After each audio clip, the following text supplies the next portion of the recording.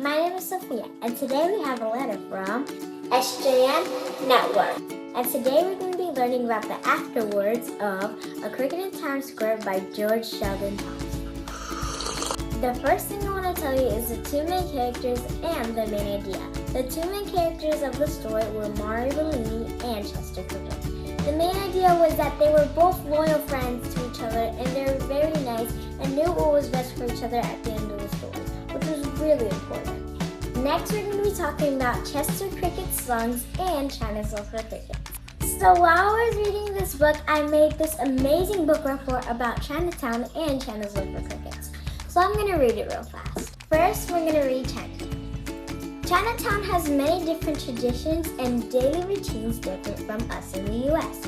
We have different traditions such as 4th of July and Juneteenth, but they celebrate New Year's Eve, but a different time. They celebrate with costumes and a bunch of cultural decorations, unlike us. Of course, because our state is united and many people from many cultures live here. But people from Chinatown also do cultural things like Kung Fu, although every country is different. Second, I'm going to be reading China's love for crickets. China had a love for crickets for a very long time now, and it seems to always be that way. China uses crickets to show when seasons change, and they use them for good luck. Singing insects have been a help to China's people for a very long time now. For example, sounds of singing insects show that it's spring and it's time to produce livestock. In the fall, the sound of crickets chirping in the house meant that it was time for ladies to weave.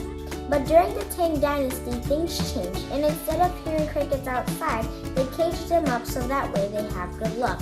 Crickets and other singing insects have been a help to China's people. And that was just a little summary for the book, How Kids Live in New York's Chinatown. Me and my mom loved reading this book. It was so touching to the heart, and we definitely recommend it to all those homeschoolers out there who want to read this book, or just anyone who takes it to interest. Well, I guess that concludes our letter for today. I hope you guys enjoyed it. And P.S. the story does leave us on a cliffhanger. But we hope to see you next time on SJN Network.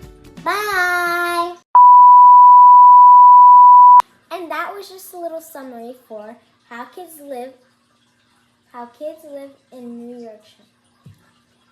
And that was just a little summary for How Kids Live in New York's Chinatown. And I love this book too. And that was just a little summary for the book, How Kids Live in New York's Chinatown. And that was just a little summary for the book, How Kids Live in New York's Chinatown. And that was just a little... Me and my mom loved reading this book. It was so touching to the heart, and we love it so much. Me and my mom loved reading this book. It was so touching to the heart, and we definitely recommend it to all those homeschoolers out there, or just anyone take. Me and my mom loved reading. Me and my mom loved reading this book. We loved how touching to the heart it was. It was so inspiring, and I definitely recommend it to all those homeschoolers out there. Me and my mom loved reading this book. It was so touching to the heart, and we definitely recommend it to all those homeschoolers out there who really want to read this book, or just anyone who takes it to interest. Hope you guys...